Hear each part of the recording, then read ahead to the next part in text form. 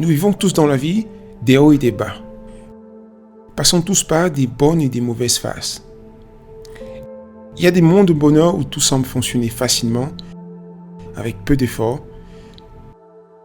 Mais il y a aussi des moments où rien ne semble aller, où la douleur et la lutte dominent notre expérience. Cependant, ce qui comptera toujours et toujours dans la vie, c'est la façon dont nous faisons face à ce qui arrive. Les circonstances de notre vie peuvent nous faire grandir ou nous détruire.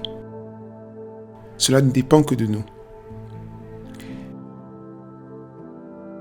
Être vraiment vivant, pleinement présent à nos expériences de vie, peu importe ce que nous traversons, est la voie qui mène à la maîtrise de soi. Pas de suppression ou de déni de ce que nous ressentons, mais plutôt une confrontation totale avec le contenu de notre vie. Vivre dans la grandeur, c'est vivre chaque moment de notre vie consciemment, en participant activement à la vie en tant que notre véritable soi. La seule chose qui nous retient est l'illusion que nous ne sommes pas assez forts pour obtenir ce que nous voulons. C'est pourquoi nous devons nous défaire de l'illusion qui nous fait croire que nous ne sommes pas assez bien et commencer à accueillir chaque expérience que la vie nous offre en apprenant à faire ce que nous pouvons faire aujourd'hui pour améliorer la qualité de notre vie en dépit de tout obstacle qui pourrait se dresser contre nous.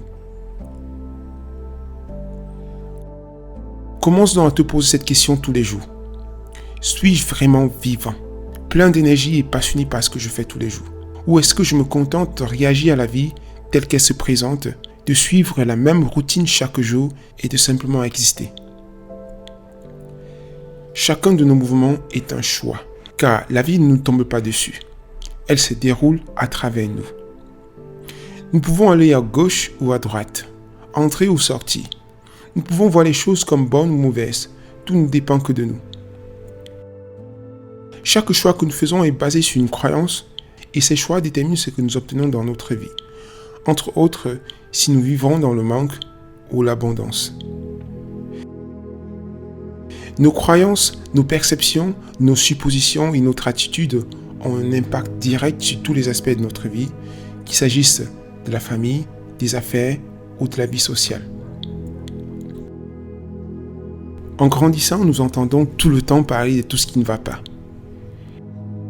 Les rivalités familiales, le mauvais temps, les difficultés financières, la dureté de la vie et les conflits de toutes sortes. À cause de cela, nous sommes programmés dès l'enfance à nous focaliser sur ce que nous n'avons pas plutôt qu'à grandir dans l'exploration et la culture de ce que nous avons. La plupart du temps, toutes nos discussions tournent autour des ressources limitées. L'argent, le temps, l'eau, les relations. Il est presque toujours question de limites physiques et matérielles, mais il ne nous vient jamais à l'esprit que la pauvreté ou la scarcité n'est peut-être qu'un état d'esprit. La dure vérité est que la majorité des gens qui se disent éduqués et civilisés vivent dans le déni de soi. On définit qui on est en fonction des normes de la société. On veut être aussi intelligent qu'Einstein, aussi mince et séduisant qu'un top modèle, aussi intelligent qu'Elon Musk ou riche comme Jeff Bezos, mais c'est justement pourquoi on n'est jamais comblé, parce qu'on vit selon les normes extérieures. On nie qui on est et on résiste à sa grandeur naturelle.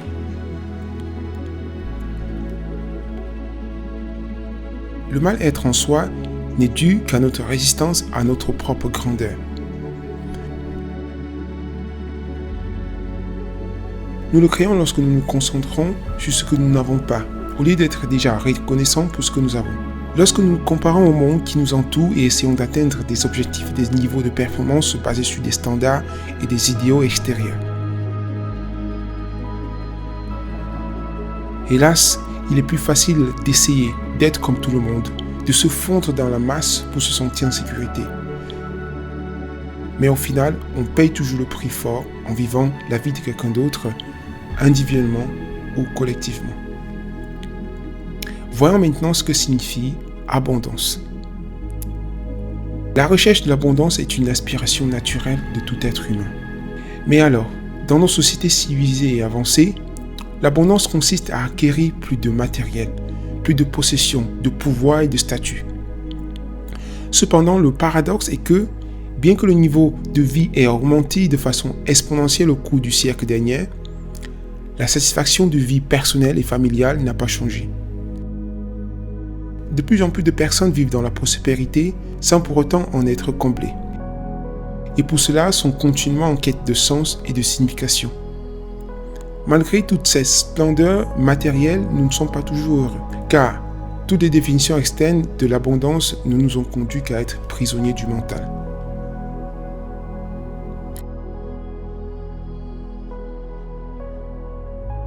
Il est peut-être temps de comprendre que l'abondance est un état d'esprit. Il est peut-être temps de passer de l'abondance extérieure à l'abondance intérieure. Le type d'abondance qui ne peut être trouvé dans d'autres personnes, choses ou événements extérieurs. Car la véritable abondance consiste à être qui vous êtes, à tomber amoureux de qui vous êtes et où vous êtes. Vous êtes-vous déjà demandé pourquoi la vie de nombreuses célébrités tourne au drame malgré tout l'argent et le statut qu'elles ont? Eh bien, ce n'est pas parce que la célébrité est mauvaise, mais plutôt parce que la plupart d'entre elles s'y perdent pour y arriver. Elles gagnent tout cet argent et tout ce statut en sacrifiant leur véritable personnalité. Et pour s'évader de cette prison mentale, la drogue, l'alcool et le sexe semblent être les seules issues possibles. Si ce n'est pas déjà facile de jouer un rôle dans nos petites familles, imaginez combien ce serait difficile pour une personne de le faire devant des millions de personnes. En conclusion, l'abondance consiste à s'ouvrir au fait que on est déjà la personne qu'on aspire être. C'est le déni de notre vraie nature qui nous maintient dans l'esprit du manque et de la pauvreté. Le grand paradoxe de la vie, c'est que nous sommes tous extraordinaires, mais c'est l'image que nous avons de nous qui finit par définir ce que nous allons finir par être et avoir dans notre vie. Lorsque nous laissons les choses extérieures nous définir, lorsque nous nous retrouvons à toujours nous focaliser sur ce que nous ne voulons pas ou à toujours chercher le bonheur à travers quelque chose de nouveau, nous finissons par être en désaccord avec nous-mêmes et à nous rendre la vie plus compliquée.